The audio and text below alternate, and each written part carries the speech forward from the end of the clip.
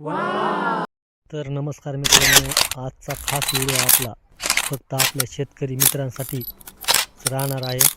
तरीही सर्वांनी न स्किप करता व्हिडिओ संपूर्ण पाहावे. मित्रांनो, आपण ज्वारीबद्दल काही माहिती सांगणार आहोत पहिल्या ब्लॉकमध्ये.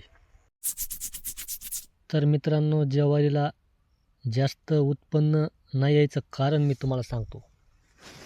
तर हे बघा, हे झाड ज्वारीचे किती चिटकून आहे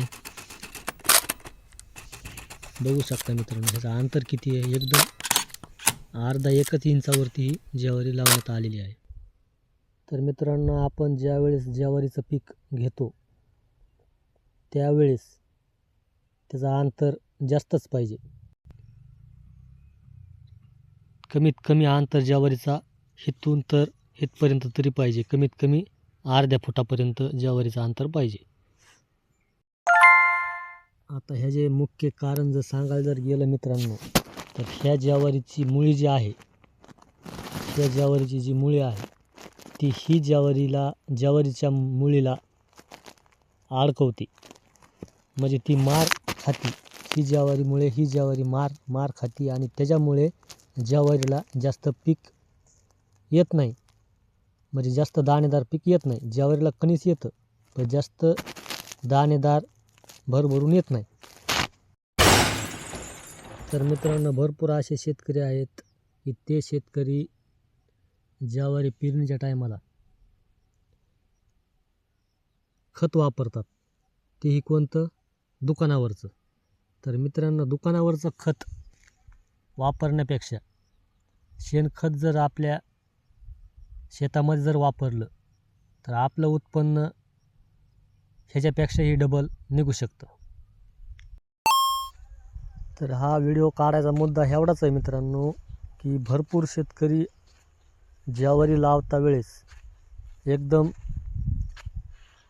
दाट लावतात. तर मित्रांनो, ती चूक तुम्ही करू नका. जास्त दाट ज्वारी लावू नका. आता दुसरी गोष्ट, ज्या शेतामध्ये जास्त गवत आहे किंवा ह्या शेतामध्ये गवताशिवाय दुसरं काही येतच नाही, त्या शेतकऱ्यांनी हिवाळ्याच्या टायमाला न ज्वारी लावता त्याच्यामध्ये गहू लावावे.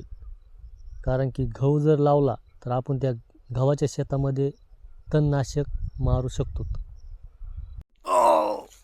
किंवा ज्या शेतामध्ये जास्त गवत नाही त्यांनी ज्वारीचं पीक जरी घेतलं तरी 100% त्याच्यामध्ये ज्वारीचं पीक चांगलं येणार.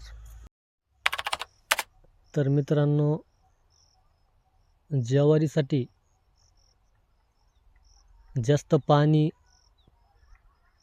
द्यायला नाही पाहिजे. काय होतं, आपण ज्या वेळेस ज्वारीला जास्त पाणी देण्याचा आपण प्रयत्न करतो, पण मित्रांनो, ज्या वेळेस आपण ज्वारीला येण्यासाठी जास्त पाणी देतो त्यावेळेस ते ज्वारीचा कोमारा खालून हिवाळ्यामुळे निघत नाही. तर त्याच्यासाठी आपण ज्वारीला जास्त पाणी द्यायचं नाही. कमीत कमी त्याचा कोमारा चांगला येऊस तर पहिलं पाणी द्यायचं. दुसऱ्या पाण्याला थोडी ज्वारी ताणायची आणि तिसऱ्या पाण्याला जास्त पाणी जरी सोडलं तरी चालतंय. तर मित्रांनो, भरपूर शेतकरी ज्वारीचं पीक का घेतात त्याचं मुख्य कारण म्हणजे ज्वारीच्या पिकाला जास्त मशागत करायची गरज पडत नाही. तर मित्रांनो, आजचा व्हिडिओ जर तुम्हाला आवडला असेल तर व्हिडिओला लाईक आणि यूट्यूब चॅनलला सबस्क्राईब नक्की करा. पाहत राहा मराठी माणूस विकास. मी विकास बांड.